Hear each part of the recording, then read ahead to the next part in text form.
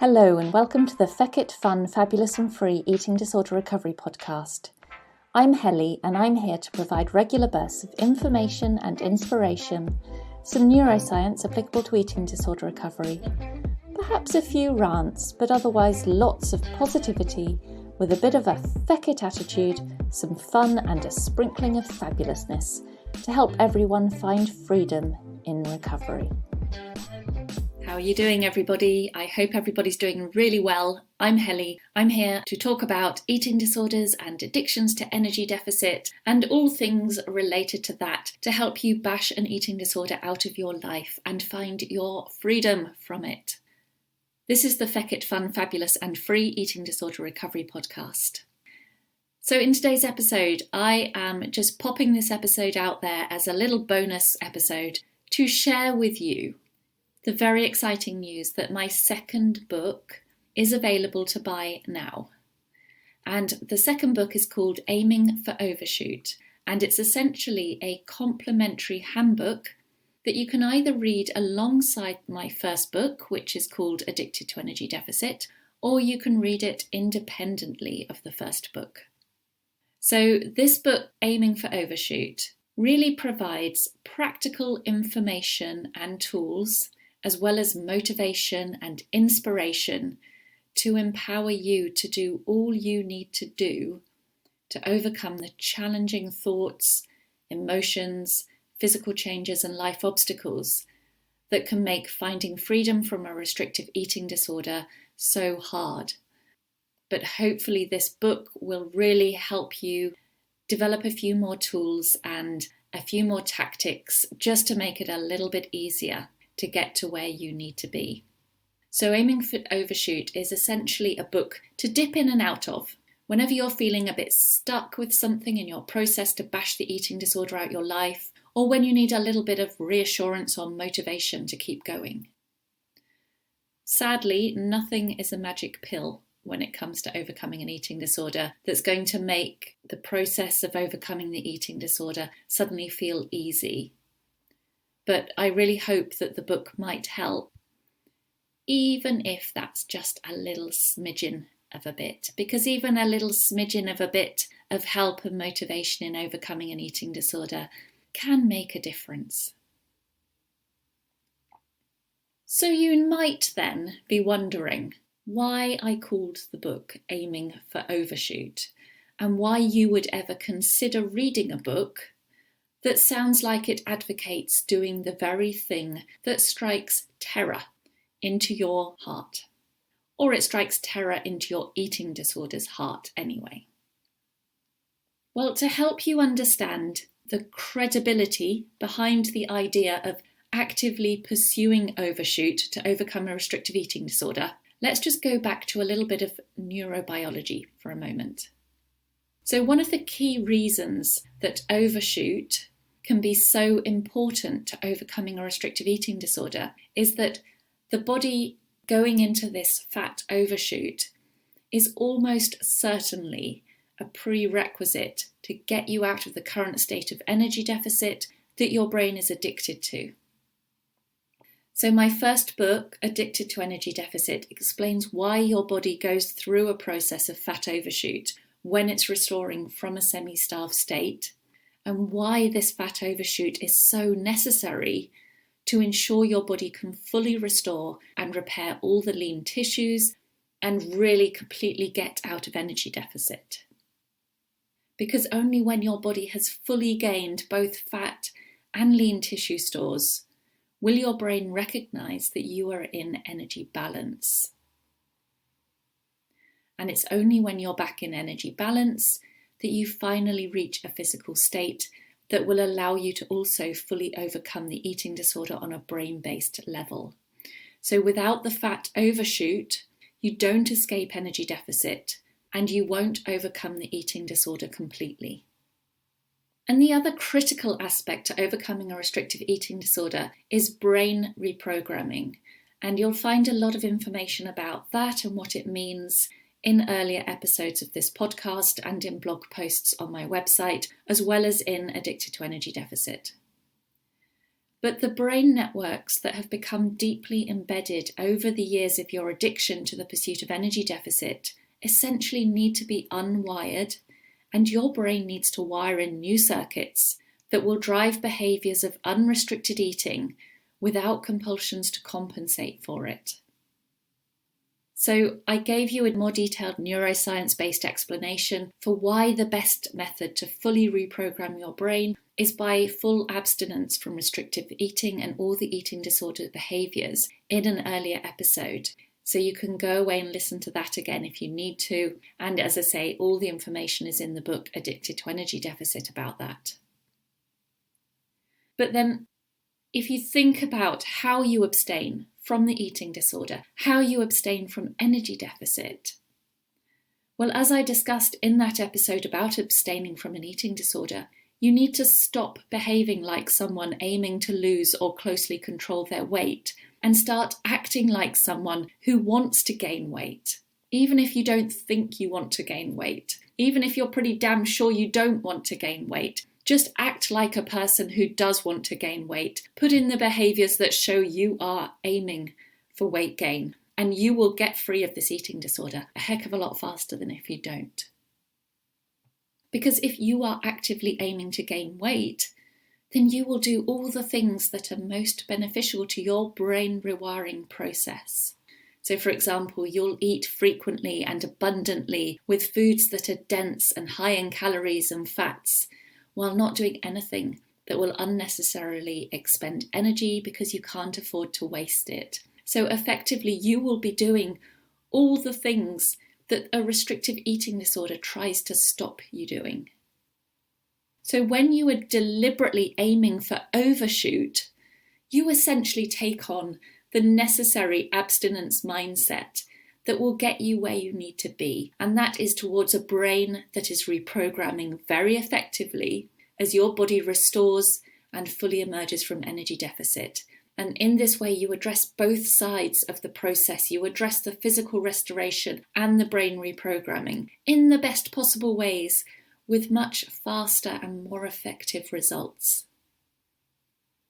And if we stay with some neuroscience for just a moment longer, when you're fully focused and determined on overshoot, your brain will recognise this deliberate pursuit and pay more attention to what you're doing.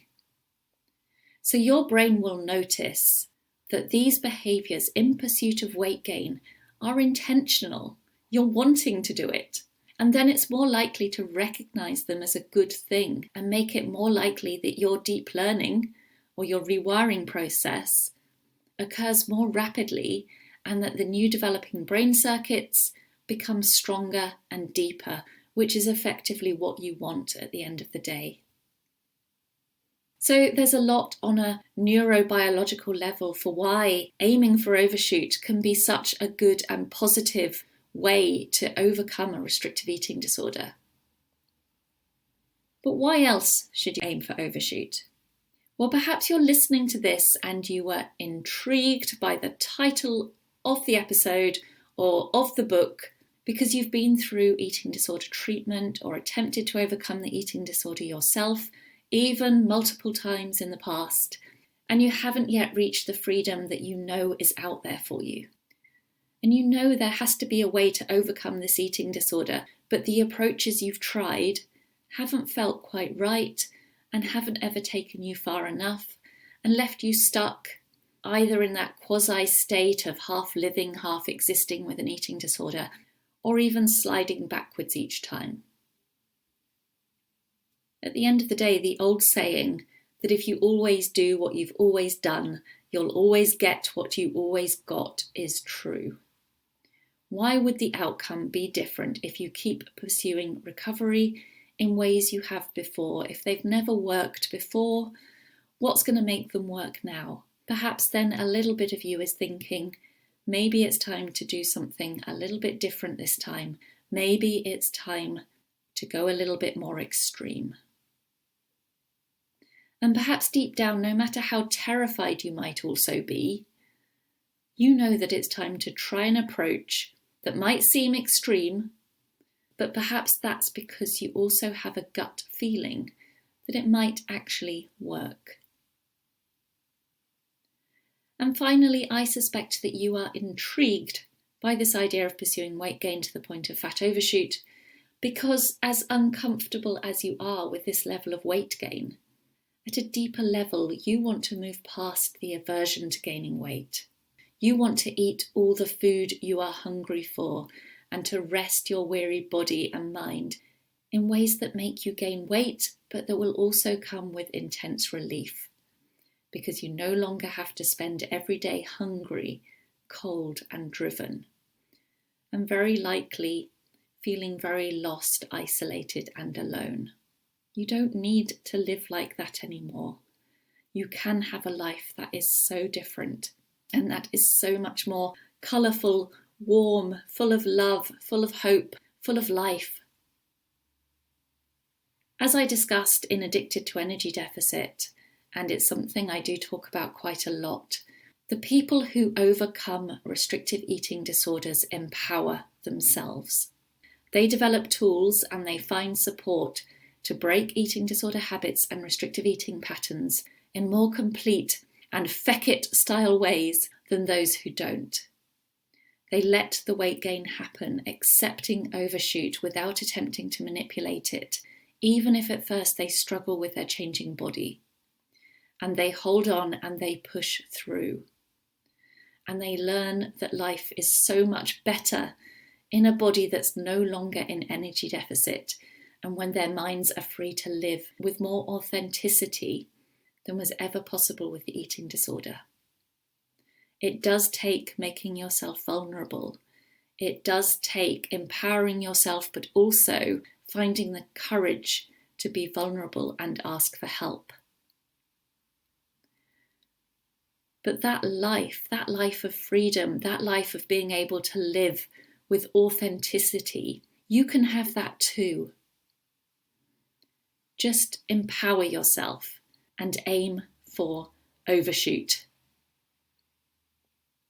So my book is available, Aiming for Overshoot. It's available to buy now on most online book retailers around the world. And it's a book, as I say, that you can dip in and out of. It holds a lot of information about all kinds of aspects of restrictive eating disorders, from how to overcome restrictive eating, how to deal with extreme hunger, how to deal with binge eating, how to deal with compensatory behaviours of all types, how to cope with the weight gain, whether you should be weighing yourself or not, how to deal with calorie counting and Fitbits and diet culture. Yeah, I could go on with all the information that's in the book. So if you're interested, please consider picking up a copy. If you like either of my books and you've read them and you have appreciated them and you think other people might find them helpful, then I'd really appreciate it if you could also go on Amazon or wherever you bought your book from and leave it a rating or review, because it really does help other people then find the books as well. And otherwise, I was also going to say in this episode that I'm going to try and make a few episodes that are more answering some of your questions or answering some of the problems you might be having.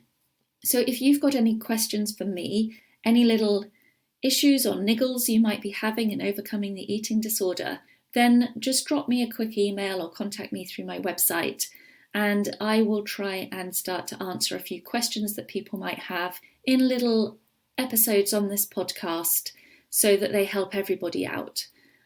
So I'll start collecting some questions and hopefully being able to answer some of them and really address some of the questions that you might actually have, rather than just natter on about things that you might or might not be interested in.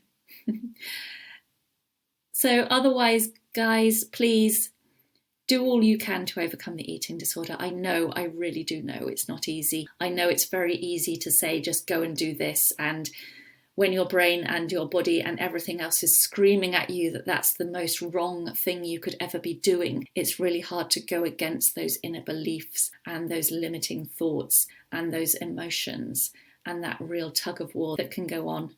But the more determined you are, the more decisive you are in I'm going to do this no matter what, the easier it can be. So go for it. Aim for overshoot. I believe you can, so I'm sure that you definitely can. And you can really be free of this eating disorder. I'm Helly. You'll find me on hellybarnes.com and I'll speak to you very soon. Bye. Thank you for listening to the Feck It Fun, Fabulous and Free Eating Disorder Recovery podcast. Don't forget, eating disorder recovery doesn't have to be boring and doesn't have to be serious. Now go and grab yourself some food and have a fabulous rest of the day.